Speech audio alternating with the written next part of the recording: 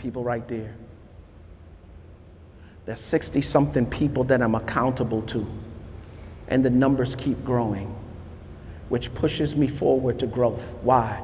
Because now people look, do you know if something should happen to me in faith and we fall apart now? Jerome said it earlier on, I dedicated my life to this because I made such a mess of it the first time that we did it. The first time that I did marriage, I made such a complete mess of it. I was out on the road, you know what I'm saying, and I'm doing the music thing with Tribe. We going all over the place, you know what I'm saying? When Luda said, yep, we got them in different area codes.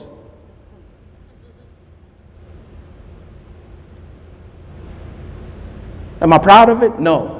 But I'm telling you that if God can do that with me, then he can definitely do it with you and your marriage. The question is, do you believe? It's not a question of can you or can't you. It's a question of will you or won't you. And so I got 60-something people that I'm accountable to right now who are watching me move as it relates to her. And they don't watch me, they watch her, because that's the true indication of whether or not I'm doing what it is that I'm supposed to be doing. Bye. Bye. Bye. Bye. Not bye. Not bye. Everything that I got to do has to be intentional and deliberate. Why? Because people are depending on me. And guess what? They're depending on you too. Whether you realize it or not. I used to sit and I used to see Jamal and Camille operate. And I used to be like, man, they doing it. I used to love to see them together. Every year we do one trip together, Jamal. At least one trip, right? Where we going this year? Mexico? Mexico. We do one trip each year. And Tim and Shonda and Jorge and Kayla, who couldn't be here today. Why? Because we're doing life with each other and not around each other. And I'm telling you that these things are so important because you need to be doing life with each other in your marriage and not around each other. I don't have my agenda and Faith got her agenda. We bring our agendas together. And we declare what the goals are, and we move in the direction of the goals. Whether it be finances, whether it be relationship, whether it be our Christian walk. Yeah, I seen some stuff in this last month. Yeah, from a Christian perspective, babe, and we got to do better. Okay, cool. Let's sit and talk. And we sit and we talk. Why? Because our marriage is so much more than just me and Faith. I want to show y'all something real quick because I just feel like I need to create a visual. Y'all know what that is right there? Yeah, for those that can't see it in the back, that's a divorce decree. So also do I remind myself of what I need to be doing as far as my marriage is concerned. I also remind myself what I need not be doing. Like they still out here cheating. I don't get that. You stood before somebody. You said for better or for worse. Forsaking all others.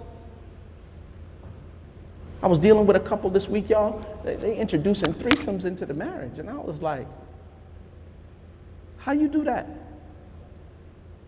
And now one spouse looking at the other spouse like, I've hurt. What you talking about? You hurt. You agreed to the introducing of this whole thing into the. But that's what happened when the enemy get in your business. Or when you allow, like for real, breach points for the enemy to get into your marriage. He'll take a pinhole and turn it into the Grand Canyon. And now you all mashed up. And I'm not telling you that it can't be repaired, but I am telling you that you're going to have to let go of some stuff. Y'all know the story of Jonah. Like for real. My man was on the ship. He decided, yo, God, I ain't hearing you. I ain't trying to go to nobody, Nineveh. I'm going to get on this ship and I'm going to move in the opposite direction.